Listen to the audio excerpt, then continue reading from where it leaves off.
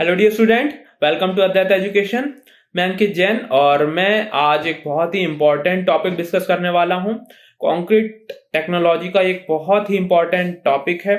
आज मैं water cement ratio के बारे में डिस्कस करूंगा और ये टॉपिक बहुत ही ज्यादा इंपॉर्टेंस रखता है यदि हम स्ट्रेंथ ऑफ कंक्रीट की बात करें। साथ ही workability and durability of concrete पे भी इसका सिग्निफिकेंट इफेक्ट है। तो आइए स्टार्ट करते हैं WYC रेशियो। तो वाटर सीमेंट रेशियो, ठीक है। तो वाटर सीमेंट रेशियो एक बहुत ही इंपॉर्टेंट फैक्टर है यदि कंक्रीट के कॉन्टेक्स्ट में बात करें। ये ना केवल स्ट्रेंथ ऑफ कंक्रीट को अफेक्ट करता है बल्कि कंक्रीट की दूसरी प्रॉपर्टीज, यदि वर्केबिलिटी की बात करूं या फिर मैं ड्यूरेबिलिटी की बात करूं, उस पर भी एक बहुत इंपॉर्टेंट रोल प्ले करता है उनको डिसाइड करने में, ठीक है।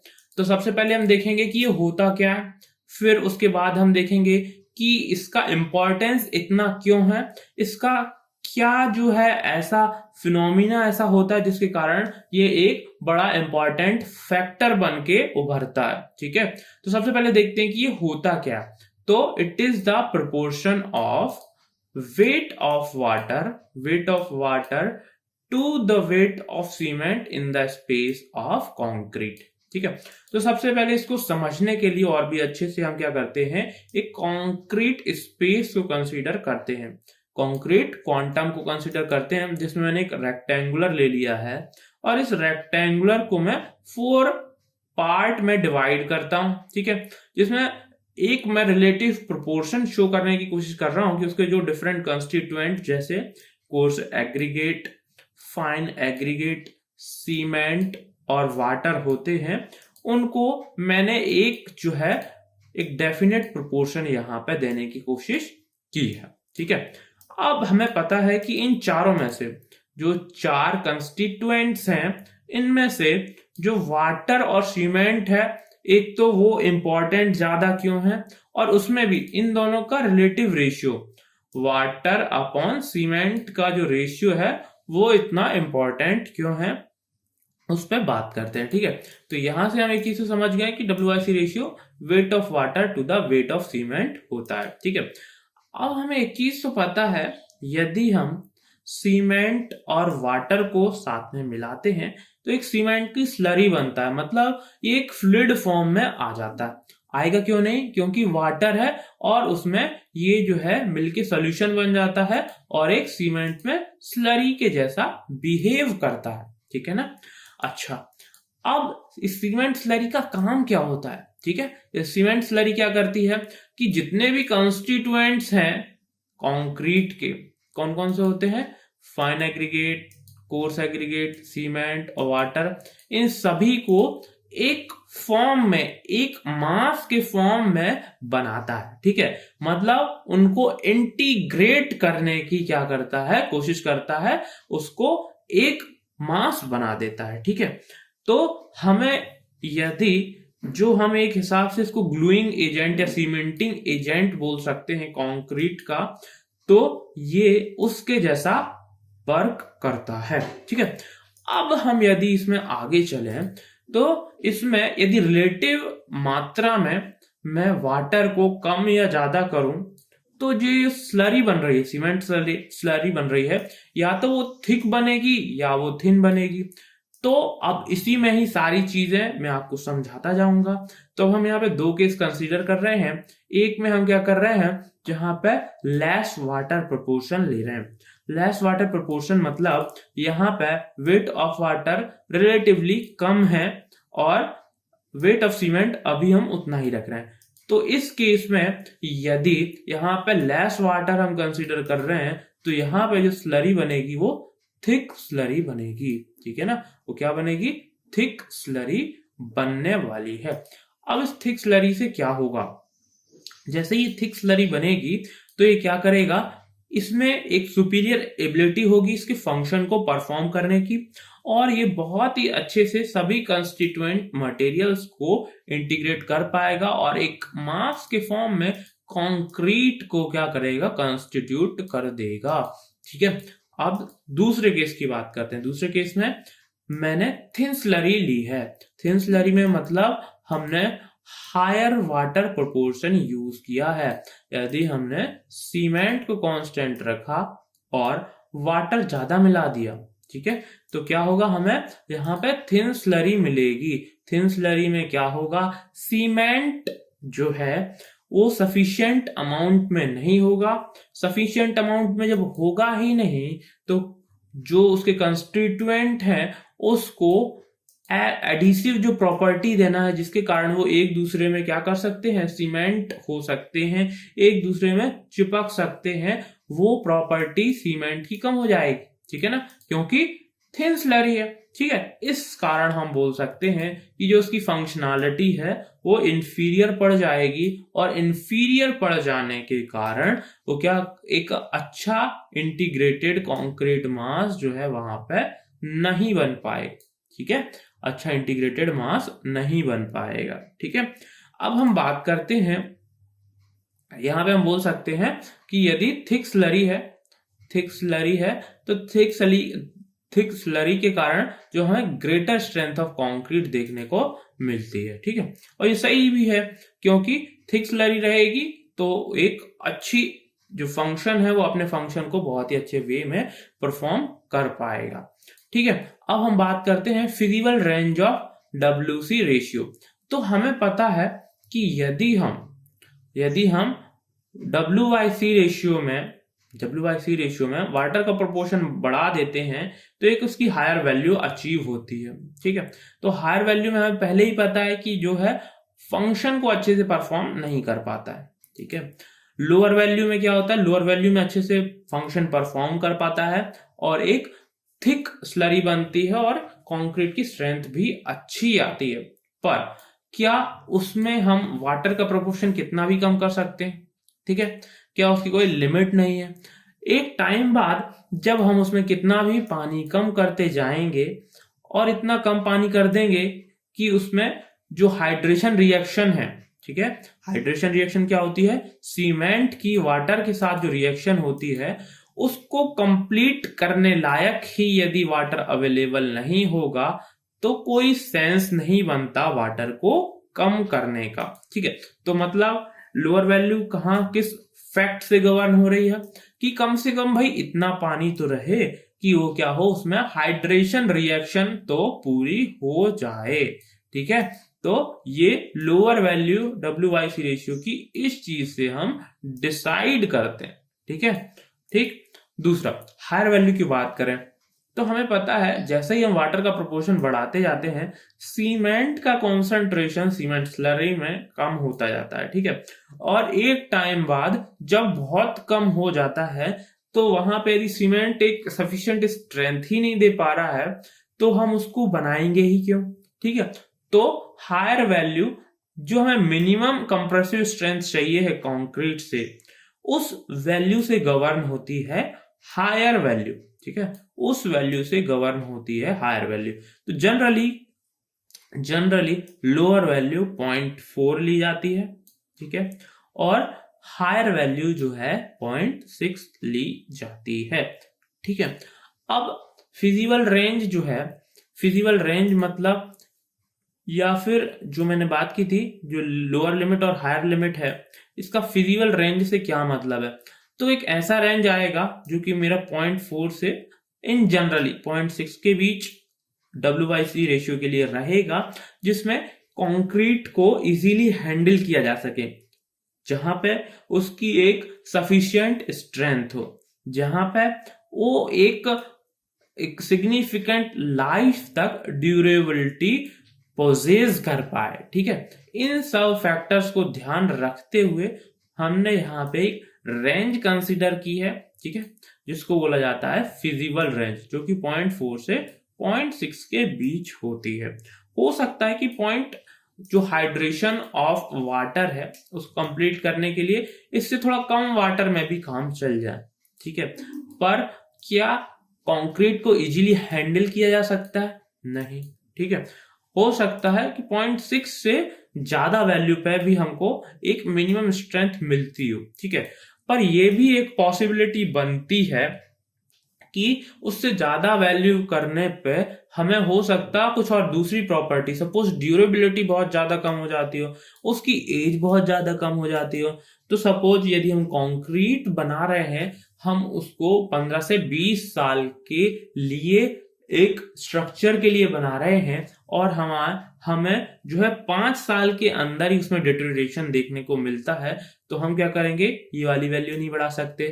तो जो फिजिबल रेंज है, ठीक है, फिजिबल रेंज है, वो केवल स्ट्रेंथ क्राइटेरिया से ही डिसाइड नहीं होगी, हमें इसको एक वाइडर वे में सोचना होगा, सभी चीजें यहाँ पे लेकर चलनी होंगी।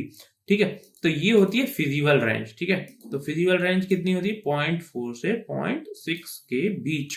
ठीक है, अच्छा यहाँ पे एक और फैक्टर है जो हाइड्रेशन ऑफ सीमेंट से रिलेटेड है, और उस पे क्वेश्चंस आते रहते हैं, इसलिए बताना जरूरी हो जाता है। ठीक है, तो इन जनरली आइडियल वे में माना जाता है कि हाइड्रेशन रिएक्शन या फिर सीमेंट की वाटर के साथ जो रिएक्शन होती है, उसको आइडियली कंप्लीट करने के लिए केवल 23% वाटर चाहिए पड़ता है, या फिर WIC रेशियो के टर्म्स में बोले तो 2.3 WIC वैल्यू चाहिए होती है। ठीक है, पर क्या होता है, जब वाटर को सीमेंट में मिक्स किया जाता है, तो जो वाटर है सीमेंट के सरफेस पे फैल जाता है, और कुछ इस तरह की साइट बन जाती हैं, जिससे एक लार्ज एरिया ऑफ सीमेंट जो है वाटर से कांटेक्ट में ही नहीं आ पाता। यदि हम 23% उसके वेट का 23% सीमेंट के वेट के बराबर भी वाटर उसमें एम्प्लॉय कर देते हैं, तब भी ऐसा नहीं हो पाता। क्यों? क्योंकि आइडियली तो ये मानना जाता है कि जितना हम वाटर लेंगे वो आइडियल वे में यूनिफॉर्मली सीमेंट के सभी पार्टिकल्स पे यूनिफॉर्म वे में डिस्ट्रीब्यूट हो जाएगा। पर क्या ऐसा होता है? प्रैक्टिकली ऐसा पॉसिबल ही नहीं होता है।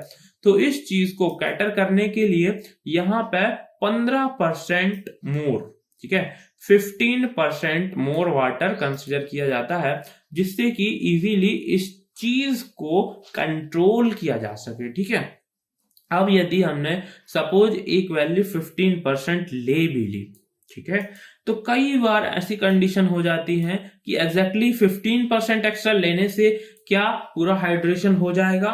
कभी हो सकता हो 13% एक्स्ट्रा लेने पे ही हो जाए और 2% एक्स्ट्रा रहे, या फिर 15% में भी वो चीज क्या हो, कंसीडरेबल फॉर्म में ना आ पाए। ठीक है, तो ये थोड़ा कम ज्यादा चलता है। ठीक है, पर एक स्टैंडर्ड वे में यदि आपको कोई पूछे कि WIC रेशियो कितना होना चाहिए फॉर फुली 100% हाइड्रेशन के लिए, तो आप बोल सकते हैं 0.38%। ठीक है, 0.38%।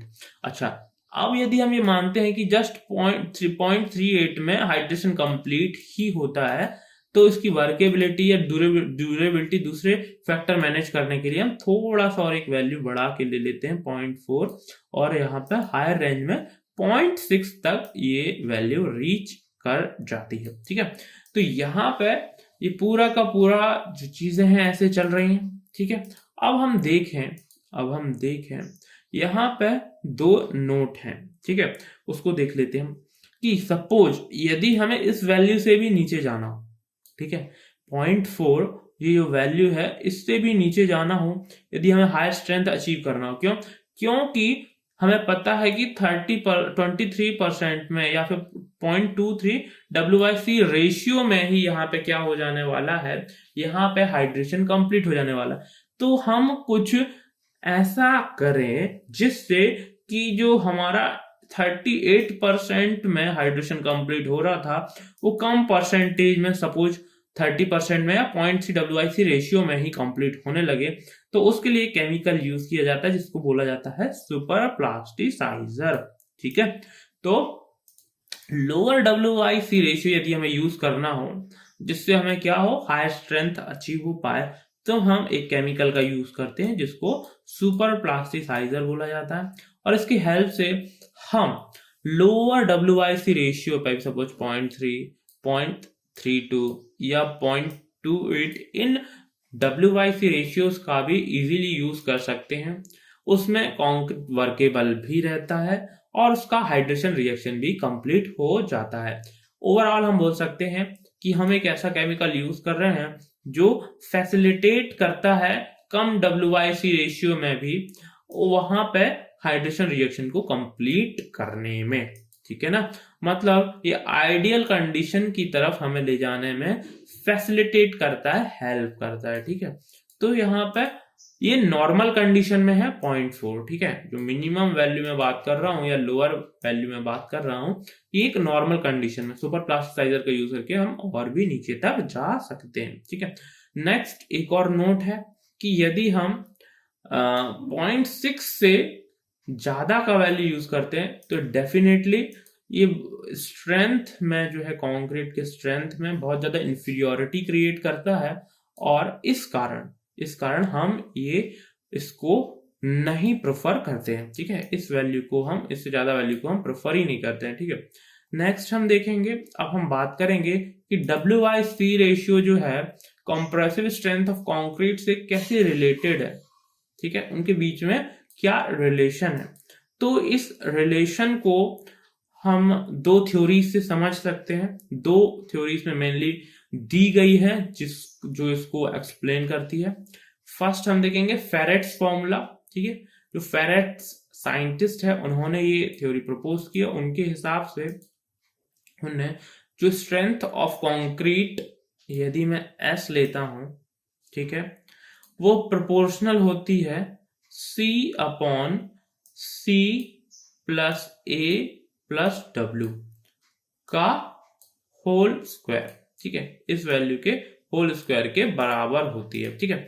तो अब मैं क्या करूं, यदि पहले समझ लेते हैं कि ये C, A और W क्या है। C है वॉल्यूम ऑफ सीमेंट, ठीक है। C क्या है, वॉल्यूम ऑफ सीमेंट। A क्या है, A है वॉल्यूम ऑफ एयर और W क्या है, वॉल्यूम ऑफ वाटर, ठीक है। तो मैं क्या करता हूं, जो C जो वैल्यू है उससे ऊपर नीचे डिवाइड कर देता हूं। तो मेरे को क्या मिलेगा, 1/1 plus AYC plus W/C total का होल स्क्वायर, ठीक है। अब यहाँ पे WIC क्या मिल रहा है हमको, वाटर बाय सीमेंट रेशियो। पर ये रेशियो किसका, वेट का नहीं है, ठीक है, वॉल्यूम का है, ठीक है, वॉल्यूम का है। तो वॉल्यूम का जो रेशियो होता है उतना स्टेबल नहीं होता, ठीक है, क्योंकि वॉल्यूम जो है डिग्री ऑफ हाइड्रेशन पे भी डिपेंड करेगा, ठीक है, और उसको आइडियली कैलकुलेट कर पाना डिफिकल्ट होता है, ठीक है। तो इसके बीच जो एकदम रिलेशन है उतना ज्यादा रिलायबल नहीं होता है, तब भी इस रिलेशन को कंसिडरेशन में लिया गया है, ठीक है, और इसका जो है काफी एक रिजल्ट सही आते हैं इससे, ठीक है। अब मैं बात करूं जो मोर माना गया फॉर्मूला और जो एक बहुत ही अडॉप्टेड फॉर्मूला है वो क्या है, अब्राम्स लॉ, ठीक है। अब्राम्स लॉ क्या बोलता है कि स्ट्रेंथ ऑफ कंक्रीट जो है S यदि मैं लेता हूं तो इस फॉर्मूला के थ्रू गवर्न होती है A/B⁴x, जहां पे A और B क्या है, एम्पेरिकल कांस्टेंट्स हैं और X है WIC रेशियो। यदि इन दोनों फॉर्मूलेस के थ्रू यदि मैं एक रिलेशन बनाने की कोशिश करूं जिसको मैं कर्व में शो कर रहा हूं, तो कुछ इस तरीके का रिलेशन देखने को मिलता है, ठीक है। जैसे ही WIC रेशियो बढ़ता जाता है, ठीक है, वैसे ही जो कंप्रेसिव स्ट्रेंथ है वो ध्यान से देखिए नीचे नीचे जाती है, कम होती जा रही है, ठीक है ना। यहाँ पे हमको कम वैल्यू देखने को मिलते जा रही है, ठीक है। और जैसे ही हम WIC रेशियो कम करते जाते हैं तो कम वैल्यू पे यहाँ पे देखेंगे कि हम कंप्रेसिव स्ट्रेंथ क्या होती जा रही है, ज्यादा होते जा रही है, ठीक है। और एक टाइम बाद क्या हो जा रहा है, यहाँ पे हम एक वैल्यू से कम वैल्यू पे हम क्या कर पा रहे हैं, कंप्रेसिव स्ट्रेंथ को कैलकुलेट ही नहीं कर पा रहे। मतलब एक टाइम बाद वहां पे फिजिबिलिटी ही नहीं रहती है कि वहां पे उसको बनाया जा सके, ठीक है ना। तो इस तरीके से हम बोल सकते हैं कि ये दो फॉर्मूले इन जनरल वे में यूज होते हैं अच्छा, ये जो कर्व आ रहा है उसके लिए कंडीशन है कि फुल कॉम्पैक्शन होना चाहिए कंक्रीट का, ठीक है। ऐसा ना हो कि हम उसे पार्शियली कॉम्पैक्ट करके छोड़ दें, तो ये जो है कर्व फिर उस केस में अचीव नहीं होता है, ठीक है। इस कर्व को अचीव करने के लिए हमें इस कर्व को ऑब्टेन करने के लिए हमें ऑल द वैल्यूज पे यहाँ पे फुल कॉम्पैक्शन चाहिए ही, ठीक है। अब हम अगले टॉपिक पे आते हैं जिसमें हम कुछ रिलेशंस देखेंगे WYC रेशियो के। जैसे सबसे पहले मैं रिलेशन पे बात करूं तो relation with strength of concrete पे बात करते हैं, ठीक है। Relation with strength of concrete, तो यहां से हम एक बोल सकते हैं कि जितना ज्यादा WIC रेशियो बढ़ेगा उतना ही कम यहाँ पे हमको कंप्रेसिव स्ट्रेंथ होता जाएगा, ठीक है। तो कंप्रेसिव स्ट्रेंथ कम हो रहा मतलब ये एक इनवर्स प्रोपोर्शन है यहाँ पे, ठीक है। कंक्रीट स्ट्रेंथ का WIC रेशियो के साथ इनवर्स प्रोपोर्शन है। नेक्स्ट मैं बात करूं रिलेशन विथ ड्यूरेबिलिटी, तो रिलेशन विथ ड्यूरेबिलिटी के साथ हम कैसे रिलेशन बना सकते हैं उसको देखते हैं। यदि हम हायर WIC रेशियो लेते हैं या हायर वाटर प्रोपोर्शन लेते हैं तो क्या करेगा, यहाँ पे वाटर ज्यादा होने पे जब ये ड्राई होगा तब श्रिंकेज क्रैक्स बहुत सारे हो जाएंगे, ठीक है। श्रिंकेज क्रैक्स ज्यादा हो जाने के कारण क्या होगा, इसमें ये क्रैक्स बने रहेंगे और इसकी लाइफ कम होगी। लाइफ कम होगी तो इसको बोला जा सकता है कि ये कंक्रीट लेस ड्यूरेबल होने वाला है, ठीक है। कंक्रीट लेस ड्यूरेबल होने वाला है, ठीक है। तो अब हम यहां पे बोल सकते हैं ड्यूरेबिलिटी कैसे रिलेटेड है, तो जितना ही ज्यादा WIC रेशियो होगा ड्यूरेबिलिटी या अच्छा ये डायरेक्टली नहीं बोला जा सकता, इसके लिए एक चीज और भी है कि एक टाइम बाद यदि WIC रेशियो ज्यादा होता जा रहा है, ठीक है, तो ड्यूरेबिलिटी कम होती जाएगी। ये ऐसा सोचना चाहिए, इसको डायरेक्टली हमें नहीं बोलना चाहिए क्योंकि कुछ वैल्यूज हैं जैसे 0.5 या 0.55 तक यहाँ पे इसका अच्छा परफॉर्मेंस देखने को मिलता है। ड्यूरेबिलिटी कम तो होती है पर एकदम उसमें फ्लक्चुएशन नहीं देखने को मिलता है, ठीक है। तो ओवरऑल हम इसको हार्ड एंड फास्ट या फिर ज्यादा फ्लक्चुएटिंग फैक्टर वैसा नहीं मान सकते। एक वैल्यू के बाद ये बहुत ज्यादा फ्लक्चुएटिंग हो जाएगा, जैसे 0.6 के ऊपर भी हम वैल्यू कंसिडर करते हैं, सपोज 0.7 0.75 WIC रेशियो, तब तो बहुत ही ज्यादा इसमें ड्यूरेबिलिटी कम हो जाएगी, स्ट्रेंथ भी कम देखने को मिलेगी, ठीक है। नेक्स्ट हम आते हैं वर्केबिलिटी के साथ इसका क्या रिलेशन है, ठीक है। वर्केबिलिटी भी एक बहुत ही ज्यादा इंपॉर्टेंट फैक्टर है। यदि हम कंक्रीट कास्ट कर रहे हैं तो एट ए टाइम ले करते समय कंक्रीट की वर्केबिलिटी ही एक मेजर फैक्टर रहती है, ठीक है। यदि कंक्रीट इन जनरली वर्केबल होना चाहिए काम करते समय, होलफुल रिक्वायरमेंट तो ये रहती है। तो जो हमने फिजिबल रेंज पढ़ी थी WIC रेशियो उसके बीच में रहता है तो हम सबसे ज्यादा सूटेबल कंडीशन में रहते हैं, ठीक है। तो ये फिजिबल रेंज हम लोगों ने देखी थी 0.4 से 0.6 के बीच थी, ठीक है। अब हम क्या करें, यदि हमें लेसर रेशियो यूज करना है तो हम यूज नहीं कर सकते, उसके लिए फिर हमें कुछ एड मिक्सचर्स मिलाने होते हैं। जैसे मैंने पहले बताया था कि हम इन सुपर प्लास्टिसाइजर या इन केमिकल्स को मिला के भी आगे बढ़ सकते हैं, ठीक है। तो हम ऐसे भी लेसर WIC रेशियो का यूज कर सकते हैं और वर्केबिलिटी मेंटेन कर सकते हैं। पर यदि हम बिना एडमिक्सचर या सुपर प्लास्टिसाइजर के आगे बढ़ते हैं और लेसर WIC रेशियो को प्रेफर करते हैं तो हो सकता है कंक्रीट हम बना लें पर जब उसको ले करेंगे और दूसरी प्रॉपर्टीज जो हैं उसमें बहुत ज्यादा दिक्कत आने वाली, इसको हैंडल करने में बहुत दिक्कत आती है, तो उस कारण ये इन नॉर्मल कंडीशन में प्रेफर ही नहीं किया जाता, ठीक है। नेक्स्ट हम बात करें ग्रेटर WIC रेशियो वैल्यू, ये हम कर सकते हैं पर उन वैल्यूज पे सूटेबल ही नहीं होता कंक्रीट, ठीक है। जैसे मान लो की बात, सपोज वर्केबिलिटी 0.4 से 0.6 की तरफ हम जाते हैं, ठीक है, तो वर्केबिलिटी इंक्रीज करेगी नो डाउट, ठीक है। वर्केबिलिटी क्या करेगी, इंक्रीज करेगी। पर यदि हम 0.6 से भी ज्यादा करते हैं, 0.75 0.8 तक जाते हैं, तो वहां पे concrete as a whole mass exist ही नहीं करता है, बहुत ही ज्यादा वीक मास के फॉर्म में एग्जिस्ट करता है। तो ओवरऑल उसकी फिजिबिलिटी ही नहीं रहती कंक्रीट के होने की। तो यहाँ पे इसको मानना एकदम सही नहीं है, ठीक है। और यदि रिलेशन की बात करें तो फिजिबल रेंज में 0.4 से 0.6 के बीच यदि WYC रेशियो इंक्रीज करता है तो वर्केबिलिटी इंक्रीज करेगी, ठीक है। वर्केबिलिटी क्या करेगी? इंक्रीज करेगी। तो यहाँ पे आज मैंने आपसे वाटर बाय सीमेंट रेशियो को डिस्कस किया। बहुत इंपॉर्टेंट फैक्टर है ये, और बहुत जगह आता है, इससे रिलेटेड क्वेश्चंस भी हैं जो हमको देखने को मिलते रहते हैं, ठीक है। और कंक्रीट की तीनों ही प्रॉपर्टीज जो आज मैंने लेके डिस्कशन किया उस पर बहुत ही सिग्निफिकेंट इफेक्ट इसका रहता है, ठीक है। तो हमें इस चीज को याद रखना है। और आज के लेक्चर में इतना ही रखते हैं। ऐसे ही और बहुत इंपॉर्टेंट कुछ और टॉपिक्स में आपके साथ डिस्कस करता रहूंगा। तो मेरे साथ ट्यून रहिए। Goodbye, good luck.